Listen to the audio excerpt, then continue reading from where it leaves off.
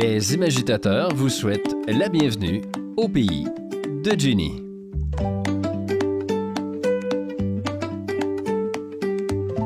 Hello, ici Jenny pour les imagitateurs du JDR. Un nouveau format sur cette chaîne. Des petits temps d'interview ou plutôt de discussion avec des invités de qualité qui ont leur particularité, leur vision du JDR pour discuter concepts, idées, mais surtout pas de la meilleure façon de penser le JDR. On reçoit ici des personnes qui ont eux aussi imagité à leur façon le jeu de rôle classique. Ces vidéos sont destinées à tout le monde et permettent de découvrir des adaptations, des idées originales, des créations, des ressentis. Et aujourd'hui, nous avons le plaisir de recevoir Damien et Poulpiquet, communément appelés Nicolas, deux membres du trio à l'origine de la création des Chants de Tindalos. Allez, on embarque. Bienvenue dans le pays de Jenny.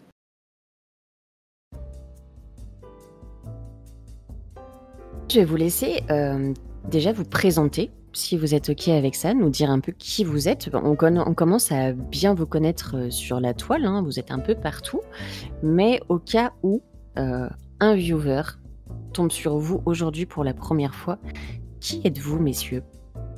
Alors, on est les créateurs du jeu Les Chants de Tindalos avec une troisième comparse, Marie, qui n'est pas là. On a commencé, nous, Nico et Damien, à jouer au jeu de rôle il y a très très très longtemps. J'ai 34 ans aujourd'hui et j'ai fait mon premier jeu de rôle, je crois, à 13 ans avec Nico. Nico a été mon premier master et puis on s'est plus quitté, quoi. Enfin, on a beaucoup apprécié ça. On est tombé amoureux d'abord de Donjons et Dragons, auquel on a beaucoup joué, la version 3.5. Et puis ensuite de l'Appel de Cthulhu, auquel on a joué comme des malades pendant 15 ans, 20 ans, je sais pas. Okay. Avant de créer notre propre jeu, qui est dans la continuité de l'Appel de Cthulhu, et sur lequel on aura peut-être l'occasion de revenir un peu. Tout à fait. Oui, alors moi j'ai un tout petit peu plus de kilométrage que Damien, parce que je suis du même âge, mais j'ai commencé malheureusement un peu plus tôt. Moi, mon premier amour, ça a été Star Wars D6. Ok. J'ai commencé, je sais pas, en CM1, donc un peu avant, je dirais 9 ans, un truc dans ce genre-là. Et donc effectivement, maintenant on crée ensemble. On est auteur, je dirais. Mais surtout, en fait, le principal pour nous, c'est de jouer, de faire jouer. On est, comme disait Damien, on a commencé avec à vraiment plonger dans la marmite Lovecraftienne avec tous ces morceaux de tentacules Cthulhu. Et au bout d'un moment, c'est vrai qu'on s'est dit, on joue avec un jeu qui ne nous correspond pas tout à fait. Ok. Donc, on va créer le nôtre. Très bonne idée. Donc c'est à la fois continuité, rupture, tous ces grands mots, quoi. Enfin voilà. De la vraie poésie.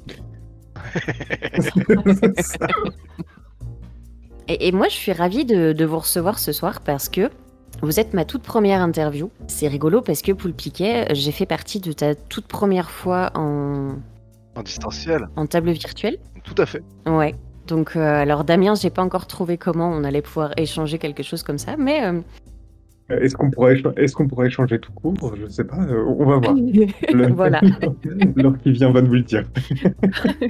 Mais en tout cas, je suis contente que ça se passe avec vous deux. Et bah chouette, franchement, semblablement, je suis très content d'être là. Ouais, moi aussi. Trop bien.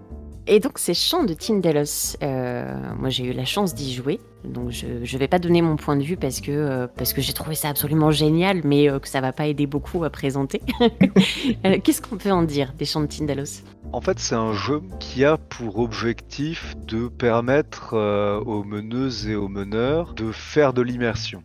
En gros, nous, notre manière de jouer, c'est une manière immersive avec comme principal souci de faire partager une expérience narrative à l'ensemble des gens autour de la table. Et en termes de système de jeu, on s'est efforcé de créer des mécaniques qui permettent de renforcer ce truc-là, de pas faire des additions à n'en plus finir ou lance 3d20 plus 13 pour simuler les dégâts de ton sabre laser.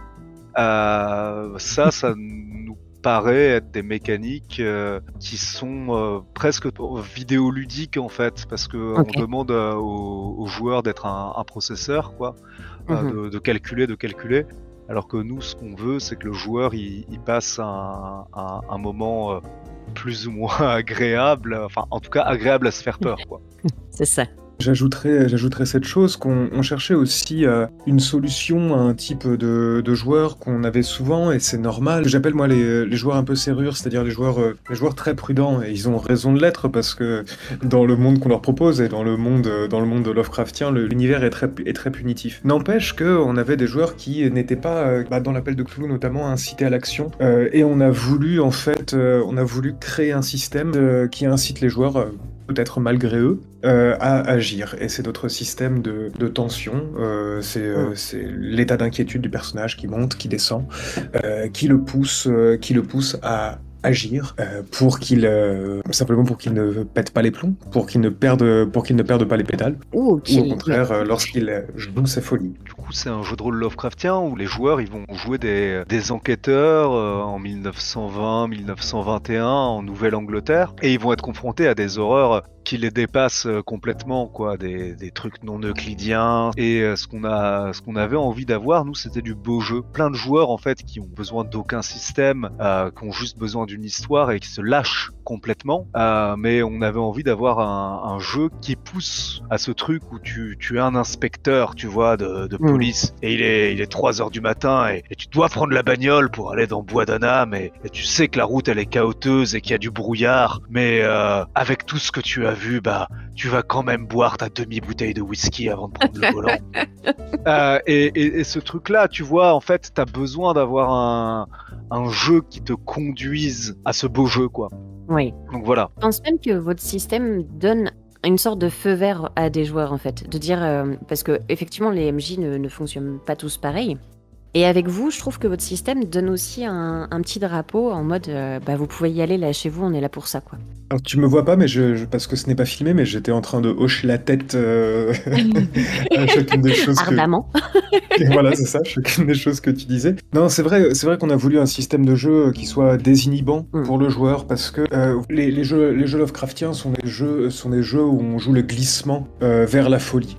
Et comme disait Poulpiquet à l'instant, ce glissement vers la folie, oui, si on est déjà désinhibé et à l'aise dans le jeu, on n'a pas besoin de ligne directrice. Mais nous, en fait, on a des cartes notamment qu'on pioche et qui permettent de jouer la folie. Et le joueur, notamment le joueur novice, mais pas seulement, révélant l'action qui lui est prescrite par la carte, se dit mais en fait non, je peux hurler à plein poumon. Et parfois il le fait en fait. Et donc ça donne des scènes assez mémorables autour de la salle de jeu où les joueurs se prennent vraiment au jeu et puis parfois se mettent à s'empoigner les cheveux et à se les arracher, à hurler, à se prostrer en position fétale, à appeler leur maman en pleurant. Bref, ce genre de choses, ce genre d'effet de jeu, Génial. qui peut-être ne leur serait pas venu à l'idée, ou leur serait venu à l'idée, mais ils se seraient sentis censurés par le regard des autres joueurs, par le regard des meneurs. Voilà, et nous on a voulu tout faire pour que la censure s'effondre comme elle s'effondre véritablement dans la folie, quoi. Ok.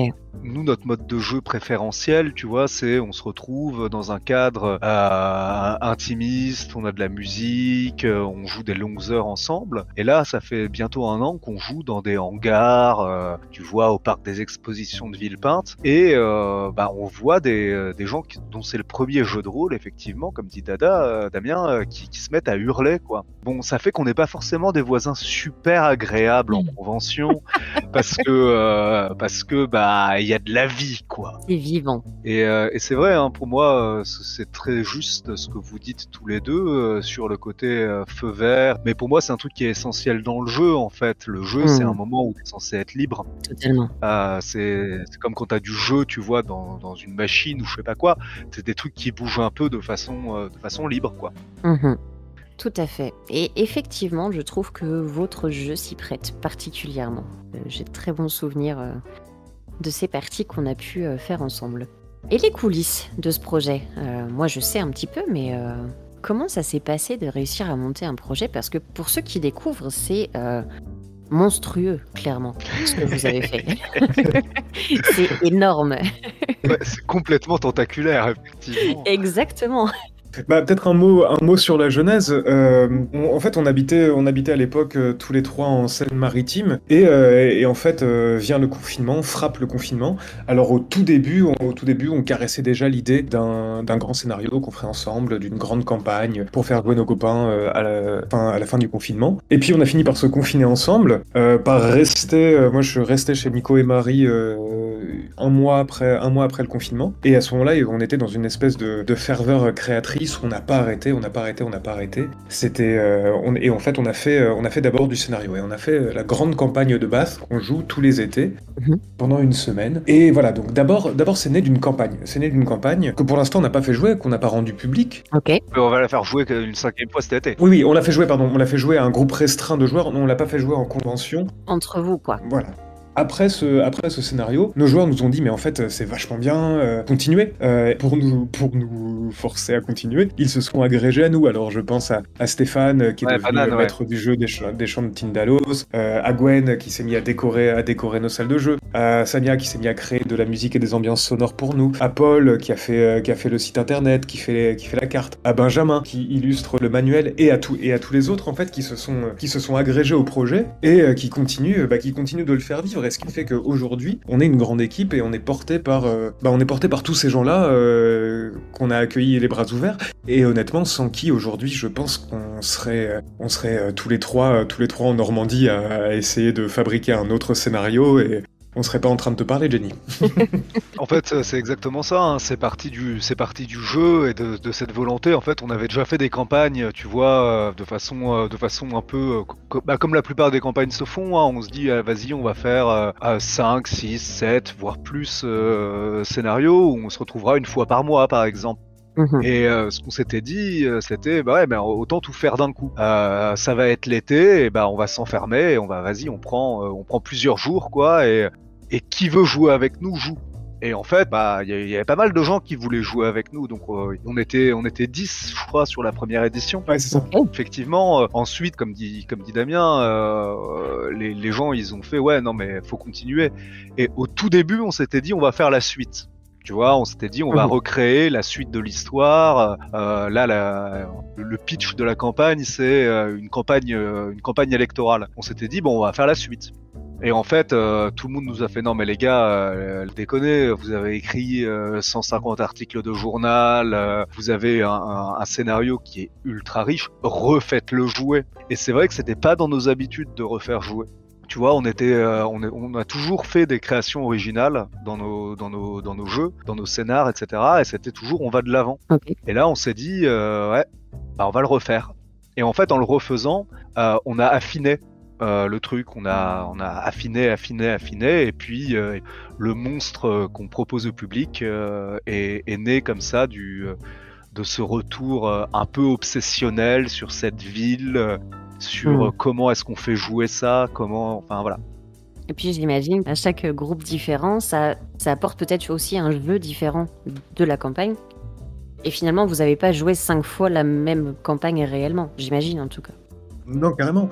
Et c'est à la fois l'effet des joueurs qui ont des stratégies de jeu différentes, qui incarnent aussi des personnages différents, parce que sur une semaine et en prenant des risques, leurs personnages finissent souvent par devenir fous, par mourir, et ils finissent par incarner eux des personnages un peu différents. Mais aussi parce que on a eu la chance et l'opportunité de retravailler ce scénario, de boucher les incohérences, enfin de les colmater si tu veux. Ok. Et puis simplement d'ajouter des arcs, d'épurer les arcs qui eux étaient superflus parce qu'il y avait un paquet de maladresses évidemment dans la première édition, dans la deuxième encore, moins dans la troisième, encore moins dans la quatrième, et on espère aboutir à quelque chose qui soit vraiment très bien tenu sur une semaine là lors de la 5e édition qui se déroulera du 6 au 13 août. Donc effectivement il y a cette double entrée là, tu vois, à la fois les joueurs de la première édition qui nous ont permis de faire des retours sur le scénario lui-même, de le modifier, et en même temps des stratégies de jeu et des façons de jouer qui sont différentes à chaque fois. J'ajouterais une chose, c'est que on a pris le pari en fait de créer une ville. Alors on s'est inspiré d'une ville réelle, Bath, dans le Maine, aux États-Unis, qu'on a modifiée pour les besoins de la fiction. On l'a notamment fait passer de 10 000 à 30 000 habitants. Ok. Voilà, donc bon, elle est substantiellement modifiée.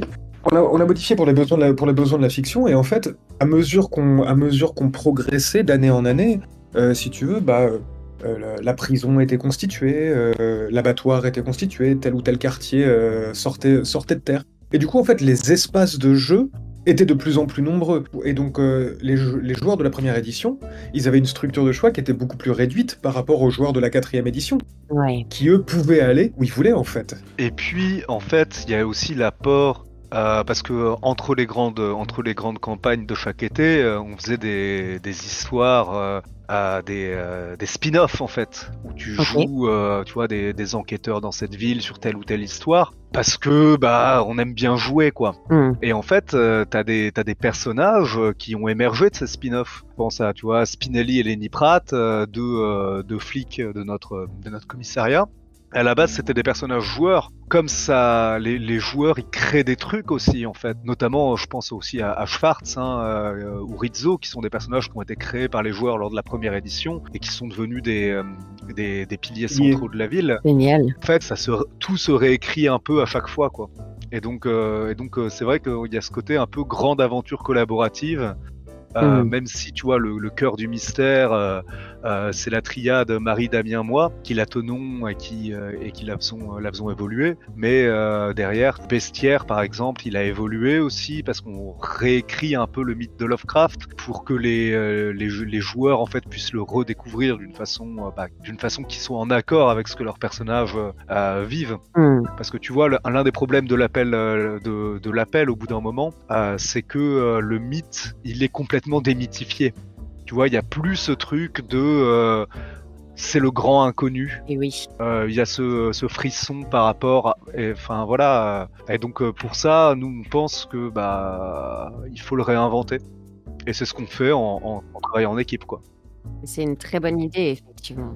Ouais, je finis juste là-dessus. On a eu des joueurs très chevronnés qui reconnaissaient ou croyaient reconnaître, mais ça, tous les MJ de l'appel de Cthulhu en font l'expérience. Les monstres du bestiaire Lovecraftien au premier signe de leur apparition. Oui. Ah, un trouble dans l'eau. Il y a des profonds. Ça va être un scénario au sujet de Père Dagon et de Mérida, peut-être. Nous, on a voulu, comme dit Nicolas, transformer un peu tout ça pour surprendre en fait, pour surprendre les joueurs. Alors il y a un jeu d'équilibriste parce qu'on ne cherche pas à trahir Lovecraft non plus. On cherche plutôt à nous appuyer sur la licence qui nous est offerte par l'indicible, par l'indétermination dans son propos à lui, pour développer un mythe qui soit en fait voisin de celui qu'on connaît habituellement. Mais je crois que vous vous présentez comme étant d'inspiration Lovecraftienne de toute façon. Il me semble avoir déjà entendu ça. Ouais, je crois que sur notre site on dit d'inspiration Lovecraftienne, des fois on dit jeu d'horreur Lovecraftien. En fait, si tu veux, le truc c'est que Lovecraft c'est un grand auteur, mais c'est un grand auteur qui justement avait cette particularité de proposer aussi une aventure collaborative. Tu vois, c'est qu'il y avait il y a plein d'auteurs en fait qui écrivaient dans son entourage. Des fois qu'il lui renvoyait leurs nouvelles et puis lui il les réécrivait, enfin etc. Mais l'idée c'est que tu as cette espèce de truc. Nous, je dirais pas qu'on est des Lovecraftiens dans la mesure où on n'est pas on ne prend pas le texte sur lequel on est à la lettre, mais je dirais que c'est notre philosophie de rapport à la création, quoi. Ok. De rapport au jeu. Et d'ailleurs, tu vois, on s'appelle les chants de Tindalos, en référence notamment aux chiens de Tindalos, qui ne sont pas une création de Lovecraft, mais qui sont une création de l'un de ses amis, Frank Belknap Long. Aussi pour ça, parce qu'on voulait montrer par là la licence, le droit qu'on s'accorde de sortir un peu de ce qui est institué, pour recréer le mythe. Et pour notre plus grand bonheur. Ou malheur, hein, des fois on fait crier les gens. Mais c'est tellement bon aussi. Si vous deviez décrire le jeu de rôle à quelqu'un qui n'a jamais joué, vous avez peut-être déjà eu à vivre ça finalement. Mais qu'est-ce que c'est le jeu de rôle pour quelqu'un qui n'en a jamais fait ? C'est raconter une histoire ensemble. Moi, on fait beaucoup d'initiations, hein, notamment en convention. C'est vraiment raconter une histoire ensemble. Ou alors dire, tu vois, tiens, après je vais raconter pourquoi je vais plonger dans la marmite du jeu de rôle tout petit. Pour moi, le jeu de rôle, c'est une manière de raconter l'histoire d'un personnage. C'est-à-dire que tu vas jouer un personnage dans une histoire et tu vas le faire évoluer. Moi, j'ai commencé par Star Wars D6. Petit moment biographique. J'étais en vacances chez un mec de ma sœur à cette époque-là, et j'étais un grand fan de Star Wars. Et tu vois, il y avait ce manuel Star Wars, le jeu de rôle, Star Wars D6, quoi. Et en fait, j'adorais les films. Et j'aimais me raconter des histoires là-dedans. Ok. Tu vois, comment des personnages annexes, tu vois, auraient pu évoluer. Je prenais les grands personnages souvent, mais comment les personnages annexes auraient pu évoluer, tiens, s'il y avait tel personnage. Et là, je me suis dit, purée, mais en fait, le jeu de rôle, c'est un moyen de créer ces histoires, de faire continuer l'histoire au-delà du film, quoi. Tout à fait. Si Nico, tu disais, tu vois, le jeu de rôle, c'est raconter une histoire ensemble. Je crois effectivement qu'il y a de ça. C'est-à-dire qu'il y a un rapport qu'on trouve nulle part ailleurs, où on est à la fois spectateur et acteur. Et tu vois, quand on est au cinéma, on est simplement spectateur. Quand on est sur la scène, on est simplement acteur. Moi, ce que je trouve très riche dans le jeu de rôle, c'est qu'on est tour à tour les deux. Qu'on soit meneur ou qu'on soit joueur, d'ailleurs. Tout à fait. Alors, le meneur a évidemment le plus souvent un rôle plus important parce que il ne fait pas que jouer, il doit aussi encadrer la narration et les réactions de l'univers aux actions des joueurs. Mais sinon, il y a comme ça une balle qui se passe, c'est-à-dire qu'on est tour à tour, spectateur et joueur, et on modifie le cadre du spectacle par notre action. Ça, c'est quelque chose auquel j'ai adhéré tout de suite, très jeune. Parce que je trouvais ça génial. Je le trouvais nulle part ailleurs. Même dans le jeu vidéo, même dans les open world, les mieux réussis, il n'y a pas la liberté d'action qu'il peut y avoir dans le jeu de rôle. Bien sûr. Je vais juste pinailler un tout petit peu, je suis d'accord avec tout ce que tu dis, Damien. Je dirais juste, quand tu dis le meneur de jeu a un rôle plus important, moi je dirais pas que c'est un rôle plus important, je dirais que c'est une responsabilité plus importante. En fait, je pense que tous les gens contribuent, et leur rôle, c'est les personnages qui sont au centre, tu vois. Je parlerais de responsabilité plutôt que de rôle plus important, je suis pinailleur. Oui, mais ce que je veux dire par là aussi, c'est pas rien. C'est-à-dire que moi, je sais que l'un des plaisirs que je peux avoir, c'est pas toujours celui-là, hein, mais que je peux avoir à être joueur, c'est de me dire, je me mets dans le fauteuil et je regarde un peu ce qui se passe et j'interviens selon mon bon vouloir. Le meneur, pour le coup, n'a pas ce luxe-là, ou très rarement, quoi. Alors que moi, je sais, par exemple, que j'ai des joueurs, je sais pas, je pense à Léon pour ne pas le citer. Léon, il aime bien s'asseoir, il aime bien qu'on lui raconte une histoire, il aime bien les scénarios tunnels, où au fond, on lui donne des petits indices à compiler, il a pas à dire grand-chose, il a juste à regarder ce qui se passe. L'avantage, je dirais, c'est qu'en tant que joueur, en fait, il y a vraiment mille façons de jouer, et on peut moduler son implication dans le jeu. Je trouve ça assez chouette. C'est une liberté qu'on n'a pas en tant que meneur, mais on est payé autrement, quoi. Bien sûr, bien sûr. Une anecdote pendant la création de votre univers. Je vous donne pas d'adjectif. Une anecdote honteuse, dérangeante, joyeuse. C'est vous qui choisissez. C'est libre. C'est pas facile comme ça. Hein. Moi, je pense à la table. Tu vois, je pense à la table. On a. Je sais pas. Enfin, c'est pas une anecdote. C'est pas très honteux, ça. C'est pas très honteux, oui, mais comme je n'ai jamais honte de rien. C'est pas facile pour moi de trouver une anecdote honteuse. Pendant que tu racontes ça, je cherche. Non, mais en fait, voilà, pour moi, c'est une anecdote, mais qui reflète à la fois la manière qu'on avait de travailler et la nature du projet. En fait, au début, on travaillait sur du papier, tu vois. On avait une table. Tu vois, on a une table dans notre salon, quoi, chez Marie et moi, et on va plutôt faire des morceaux de papier qu'on va mettre sur la table. Et en fait, au bout d'un moment, on a sorti la rallonge, quoi. Et donc la table, elle fait, je dirais, tu sais, tu peux mettre 5-10 personnes en tout, plus les gens au bout, 12 personnes. Ok. Donc la table est quand même assez longue. Carrément. Et en fait, cette table, on a fait une arborescence avec des petits bouts de papier qu'on a mis en mode, ok, donc le point de départ de tel arc narratif, on le met en haut de la table. Je dis pas les mots qu'il y avait écrits sur les bouts de papier. Et puis ensuite, on fait des liens, etc. Et en fait, ça prenait toute la table dans sa longueur avec différentes colonnes. personnes, 4, 5, 6, je me rappelle plus. Et en fait, cette table, elle est restée là pendant toute la création, genre pendant 3 ou 4 mois. Après, on a pris des photos de la table. Et moi, j'ai compilé les papiers. Tu vois, j'ai toujours gardé tous les papiers. Excellent. Les feuilles de brouillon qu'on avait, j'ai tout gardé pour l'archive, quoi. Les cartes mentales qu'on a fait sur des feuilles à part, les feuilles A3 sur lesquelles on a écrit des morceaux de l'histoire. Et j'ai mis ça dans des cartons. Excellent. Et le problème, c'est que j'ai un chat qui s'appelle Loki. C'est un nom qu'on lui a bien donné, tu vois. Et ben mon chat, il a pissé dans ses cartons. Oh mais non. Et donc en fait, toute cette archive, elle a imbibé d'une odeur d'urine de chat. Oh non. Et j'ai pas pu me résoudre à la jeter. Donc voilà, c'est un peu honteux finalement. Je pensais à ce salopard de Loki, ouais. Non, et sinon, je sais pas si c'est de l'ordre de l'anecdote, si tu veux, mais juste un truc, c'est que tu vois, comme on disait, on a fait beaucoup de world building, c'est-à-dire beaucoup de lore, beaucoup de création de personnages.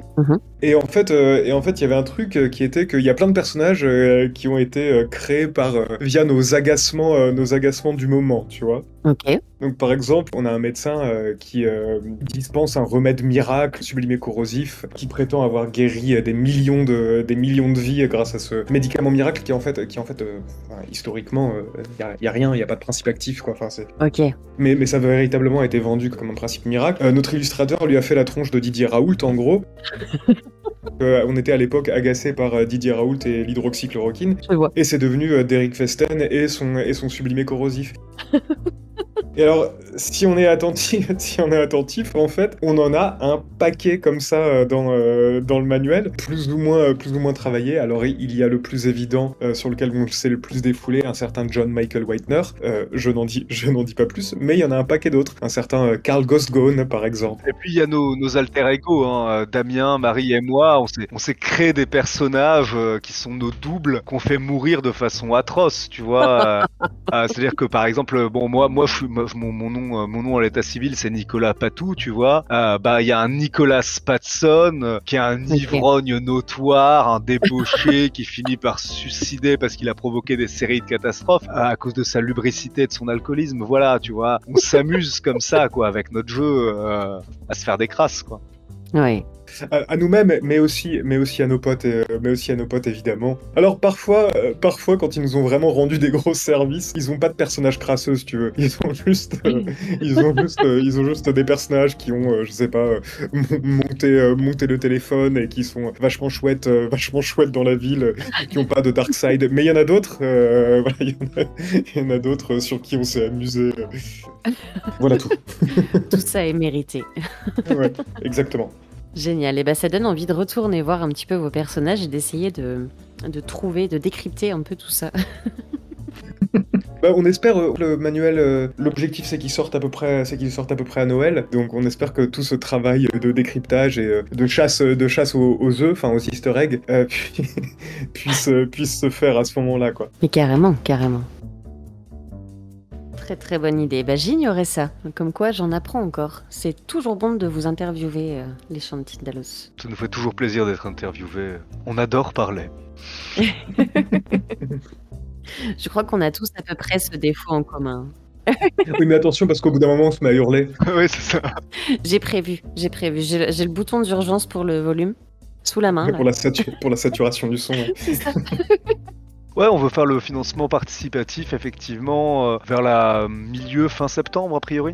Ok. Là, on est en gros sur le travail vraiment de rédaction et de mise en forme du manuel, parce que, et on fait encore évoluer beaucoup de choses, hein, que ce soit dans le système de jeu ou dans qu'est-ce qu'on met, tu vois, dans le manuel, qu'est-ce qui est indispensable pour les joueurs, pour les meneurs. C'est des réflexions qu'on a en ce moment. On ne sait pas si le financement participatif va marcher. Peut-être que ce sera le seul truc qui sortira, tu vois. Peut-être que ce sera le début d'une autre grande aventure. On n'en sait rien. Mais on a comme ça cette volonté de partager le plus possible. Et donc forcément, on peut pas tout mettre. Parce que en fait, tu vois, là on a fait 200 pages de présentation des quartiers. C'est rédigé, on présente chaque quartier, ces grandes figures du quartier, les entreprises, les relations tortueuses qu'entretiennent les personnages. C'est la face émergée de l'iceberg. Notre manuel, a priori, on s'oriente vers 548 pages. on pourrait faire 548 pages juste de ça. Ouais. Et c'est 548 parce que c'est le max, hein, on peut pas faire plus. D'accord, ok. Du coup, on est obligé de faire des choix. Qu'est-ce qu'on donne, tu vois, qu'est-ce qu'on va donner sur le bestiaire? On va y avoir une partie de bestiaire nécessairement. Mhm. Jusqu'où on va dans le détail sur cette publication? Qu'est-ce qu'on donne comme partie de contexte historique? Enfin voilà. Ok, très intéressant. Donc projet à venir qui démarrera en septembre, c'est ça?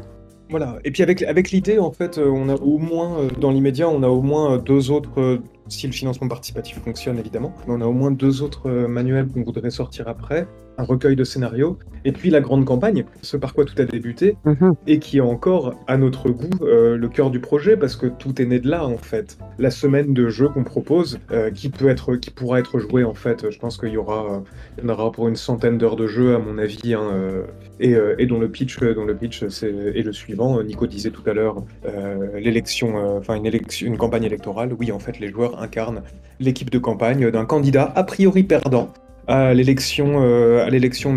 primaire républicaine de l'élection municipale de la ville de Bath en 1920.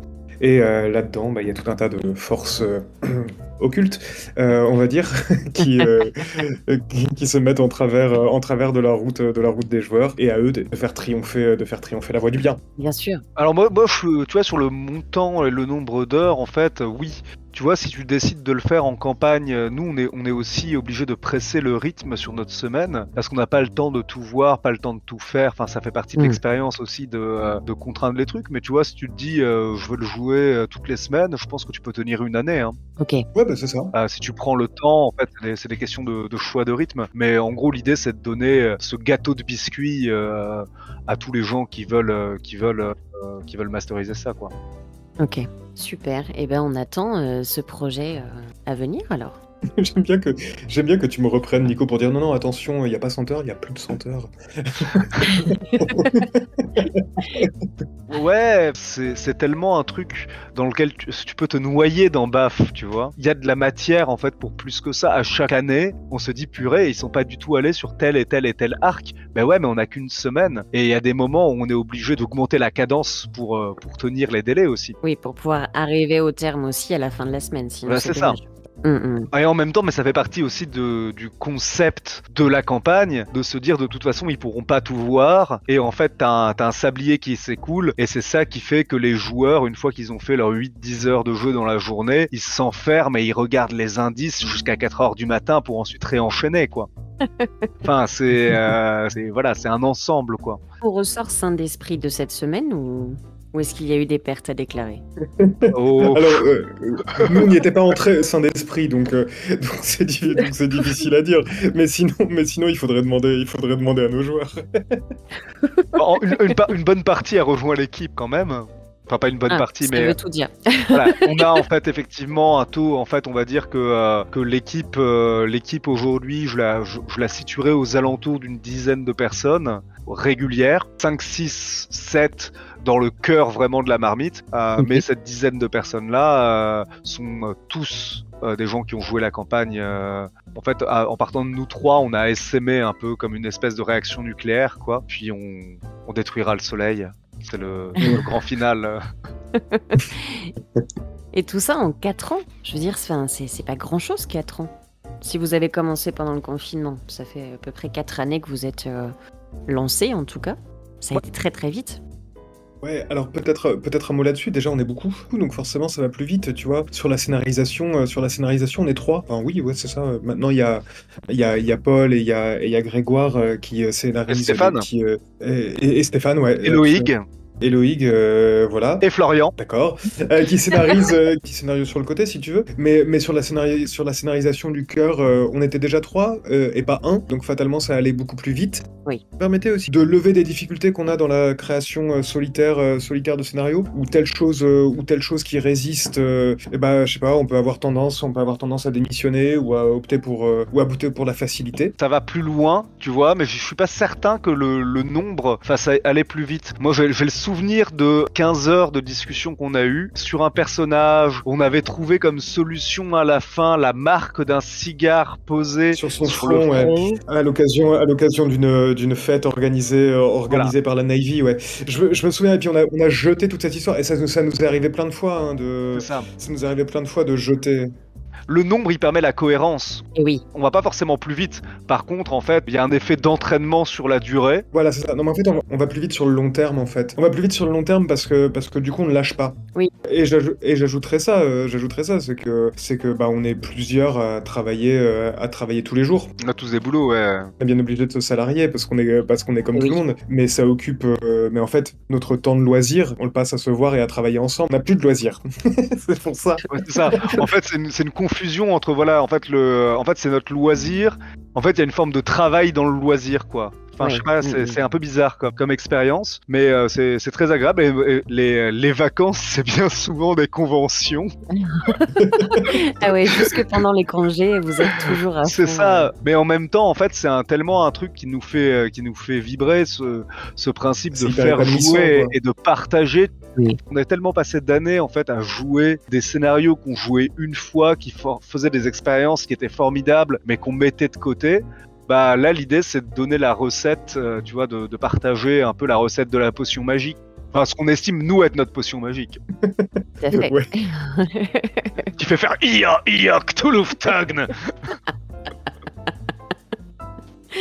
Voilà, si vous avez envie de goûter à cette potion magique, essayez de repérer au moins une convention où ils sont présents. Vous n'en sortirez pas indemne. La prochaine, ça sera la Japan Expo. Alors, il y a un petit événement aussi à Malakoff le 7 juin. Et au Havre. Avec Opal Royaliste. T'as raison, au Havre les 11 et 12. Et puis après, à la rentrée, on sera à Cidre et Dragon, à Senlis, a priori Octogone, Utopial, tout ça. Enfin, on va faire notre petite tournée. On attend d'avoir les confirmations pour annoncer tout ça, Damien. Une petite question, table virtuelle ou table réelle finalement alors, après avoir testé les deux? Réel. Ah ouais, réel. Virtuel car obligé, quoi, mais pour moi, enfin, en ce qui me concerne en tout cas. Non, après moi je commence un peu là, tu vois, avec la création du monde sur Foundry, commence à voir je vois des intérêts très clairs aux tables virtuelles, mais je pense qu'en fait ça dépend comment tu fais. Moi j'ai une préférence pour la table réelle parce que tout simplement ça permet de passer derrière le joueur et qu'il sente qu'il y a une présence inquiétante derrière lui. Je préfère avoir cette capacité à hurler, tu vois, sans faire saturer les micros, taper sur la table, enfin... À gesticuler dans tous les sens, à monter sur la table, à faire des grands mouvements de bras, ce genre de choses, quoi, donc ouais, voilà. Mais après, la table virtuelle, j'en ai pratiqué quand même un peu, depuis ma première fois avec toi, Jenny. J'ai envie de continuer dans cette voie-là aussi, quoi. Même si, effectivement, pour moi, le présentiel a des vertus. Mais on va développer des outils pour le distanciel aussi. C'est un des trucs qui sont un des multiples projets aussi qu'on a. C'est aussi un peu un des trucs qu'on fait, c'est qu'on allume des dizaines d'incendies, en fait, tu vois.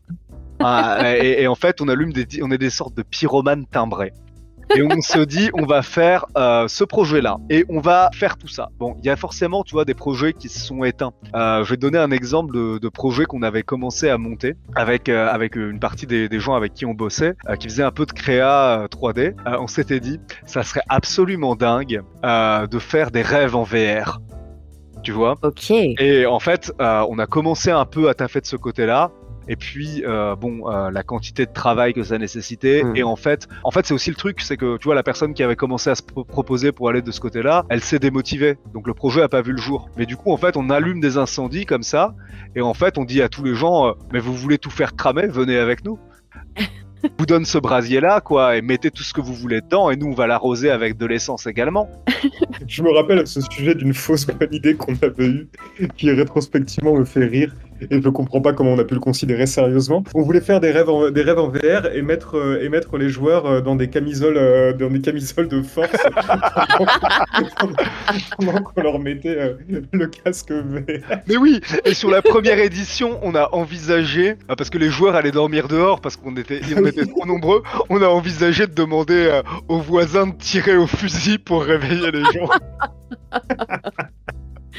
Voilà, l'immersion à son paroxysme. Bon, il y a des choses que je suis content rétrospectivement qu'on n'ait pas faites. Ouais, moi aussi, ouais. Tout ce qui est pénalement punissable peut-être déjà. Oui, Par exemple. par exemple, effectivement. Quel conseil vous donneriez à des joueurs qui voudraient se lancer mais qui n'osent pas? Venez jouer avec nous. Bah, y aller, hein. Foncez dans le tas. Ouais, c'est ça. Ouais, mais c'est ça, mais faut y aller en fait. Moi, je pense que, en fait, faut, à mon avis, ce qui est important, c'est d'être avec des gens avec qui tu te sens bien pour le faire, quoi. Les conventions, c'est pas mal parce qu'il y a un aspect, tu vois, 1h30, c'est plié, quoi. Donc même si l'expérience, elle est pas top, et forcément, c'est moins bien en convention que... Mais en fait, sinon, ouais, faut le faire avec des gens avec lesquels tu te sens safe, quoi.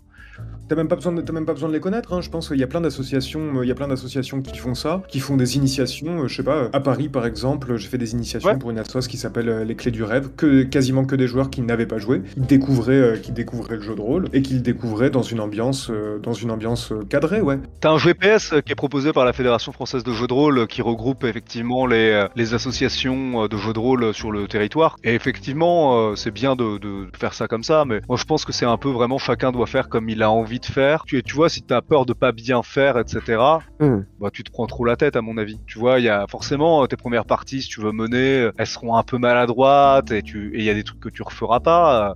Mais si tu te sens sûr et que tu te dis alors c'est comme ça qu'il faut faire, ah mais non, enfin franchement, faut pas faire ça. Un système de règles, tu vois, enfin c'est un guide, c'est pas un livre sacré, quoi. Faut pas hésiter à s'affranchir du système de règles, faut pas avoir peur de mal faire. Ce qui est important, c'est que les gens s'amusent autour de la table, et il y a des manières très différentes de s'amuser. Bien sûr. Moi, il y a des gens avec lesquels leur manière de s'amuser ne me correspond pas. Je m'en fous de ce qu'ils font de leur côté. Voilà, à la limite, si je joue avec eux, que ça se passe pas bien, bah, je rejouerai pas avec eux. Mais donc, en fait, à partir du moment où tu considères que c'est un truc vraiment un espace de liberté, je pense que t'as toutes les raisons de pas te censurer et d'y aller. Parce qu'à la limite, Jenny, tu vois, la question, c'est plus j'ai envie de dire le meneur qui n'oserait pas se lancer plutôt que le joueur. Parce qu'à la limite, le joueur, il a le droit, la plupart du temps d'être silencieux et de regarder. Donc, c'est, je pense, un peu moins stressant. Et moi, tu vois, une anecdote personnelle, je me rappelle le jour où j'ai dû donner mon premier cours devant une classe de 35 élèves, j'étais pas bien. Tu m'étonnes. Et s'il n'y avait pas l'obligation qui faisait que je devais être là à telle heure, autrement dit, si ça dépendait simplement de ma volonté, j'y serais sans doute jamais allé. Donc moi, le conseil que je donne, c'est set the date, tu vois, prenez date, Prenez rendez-vous et... donnez une date, une heure Ouais. et des joueurs, et vous aurez pas le choix. Et vous irez, et puis en fait, ouais, vous aurez sans doute peur au début et les 5 premières minutes, et puis au bout de 5 minutes, ça sera fini. Tout à fait. Et même au-delà de l'expérience de prof, hein, nous, c'est aussi comme ça que ça a fonctionné, tu vois, parce que on a eu une accélération brutale de notre travail de production pour les chants de Tindalos. Ouais. Depuis qu'on s'est dit, vas-y, on va en convention, on va aller rencontrer le public. Et ouais, bah, va falloir montrer ce qu'on a. Et bah, va falloir montrer ce qu'on a. Ok, bah, on a notre truc, on a notre jeu. Ah la vache, on est en convention, va falloir faire des scénarios d'1h30. Non mais on sait pas faire, on fait que des scénarios de 12 heures, mec. Ouais, mais va falloir qu'on apprenne, quoi. Et en fait, la date, elle se rapproche. Et en fait, il y a un moment où... Faut arrêter de se dire qu'on va pas y arriver et il faut juste y aller, quoi. Ouais, c'est ça. Et au pire, tu te feras un peu mal, et c'est pas grave, quoi. Exactement. Enfin voilà, tu peux te foirer, quoi, c'est pas grave. Samuel Beckett, je crois, essaye, échoue, essaye encore, échoue mieux. Tu vois, c'est ça, tu peux te foirer. Qui est-ce qui t'en voudra? Personne. Faut mettre les mains dans le cambouis, faut pas avoir peur d'être sale, quoi. Et la boucle est bouclée, bravo. Tout à fait. J'aime beaucoup vos philosophies respectives. Non, par contre, faut quand même faire gaffe à ce que tout le monde se sente bien autour de la table. C'est un truc auquel c'est un peu mais comme dans tout ce que tu fais, quoi. En même temps, tu vois, quand tu manges au resto, c'est bien que les gens se sentent bien autour de la table. C'est pour ça que je dissimule mes habitudes répugnantes quand je suis en société, tu vois. D'accord. Parce que je n'arrive pas à dissimuler. Mais voilà, c'est du bon sens, quoi, tu vois. Mais c'est bien de garder En fait, ça c'est plutôt pour les meneurs, parce que comme comme le meneur, il y a un peu tu peux facilement rentrer dans un ego trip, tu vois, en mode je crée mon univers, je suis Dieu tout puissant, ce qui est vrai dans le cadre de la narration, mais voilà, faut que tu te souviens que t'as des gens autour de ta table, quoi. Oui, et qu'à la base, on est tous là pour passer un bon moment et pour kiffer l'expérience, quoi. C'est ça, qui fait se faire peur dans jouer au chant de Tindalos. Tu vois, on a un copain, Arthur de 27C, Ouais. là, à qui je fais un shout-out à l'occasion, qui dit moi j'en ai marre des maîtres du jeu qui me proposent leur roman. Bah ouais, il a raison. En fait, on est là pour jouer ensemble. On n'est pas là pour déballer une histoire. Une dernière question qui n'a rien à voir avec tout ça. Quel objet il vous faut absolument pour sortir de chez vous? J'aime bien mes clés, mais c'est pas toujours vrai. Mon épée à deux mains. Malheureusement. Toi aussi, tu connais le coup d'arriver devant la voiture et de te dire « Ah, merde !» Ouais, tu vois, j'habite à Paris et j'ai donné des doubles aux quatre coins de Paris parce que ça m'arrive trop souvent. Qu'est-ce qu'il me faut pour sortir de chez moi? Parce que, oh, franchement, tu sais, je sors vraiment à l'arrache, beaucoup à l'arrache. Il y a rien. Si j'aime bien, j'ai une petite bague que je mets au doigt et sans lequel et c'est ma petite névrose sans lequel j'aime pas sortir. Ok. Moi, c'est un pantalon. Ah oui, contrairement à la rumeur. C'est recommandé. Un pantalon ou mon épée à deux mains Vorpal. Mais si j'ai mon épée à deux mains Vorpal, je peux me passer de pantalon. Certes, l'attention ne sera pas sur ton manque de pantalon, effectivement. T'as vraiment fait des progrès, Nico, je suis fier de toi. Je deviens un adulte, tu vois. Pas trop, c'est chiant. Content qu'on n'ait pas fait cette interview il y a un an. Pour terminer ce merveilleux moment avec vous, un mot de la fin, mais un mot seulement. Un mot de la langue française que vous aimez. Je veux dire effervescence, je sais pas pourquoi il vient là. Ok. J'aurais pu en dire plein d'autres. Mais demain, il sera peut-être différent. Mais ce soir, c'est effervescence. Ok. Moi, c'est cri. Ok. Parce que c'est cool et que je me souviens de cette phrase mémorable prononcée par un joueur dans BAF 1 qui jouait un prêtre italo-américain et qui disait si ça ne marche pas, je prie, et si ça ne marche pas, je crie. Cool. Magnifique. On embrasse Arnaud. Eh bien, un grand merci à vous deux pour avoir répondu à ces questions. Merci à toi, Jenny, de nous avoir reçus. Et merci pour l'accueil. C'était un vrai plaisir. Vous allez retrouver en dessous de la vidéo, bien sûr, tous les liens qui concernent les chants de Tindalos. Eh ben, merci beaucoup, c'était un vrai plaisir. Et Et trop cool d'avoir pu inaugurer ce format avec toi, Jenny. Et puis j'espère qu'il sera long. Je passe également le coucou à Craig, le robot qui nous enregistre. Salut Craig. Tout à fait. Salut Craig et merci. Et à tous les imagitateurs et à tous les gens d'internet, merci pour cette opportunité. Et à ma maman, je t'aime. Oh, c'est mignon. Et à la maman de Damien, je t'aime aussi. C'est moins mignon, c'est bizarre.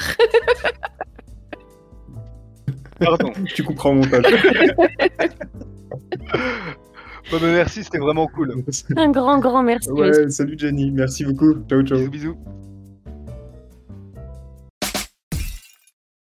Il n'y a pas de Parfait. piège, il n'y a pas de truc un peu sale, quoi. On n'a rien contre le sale, mais parfait. Ouais, je sais.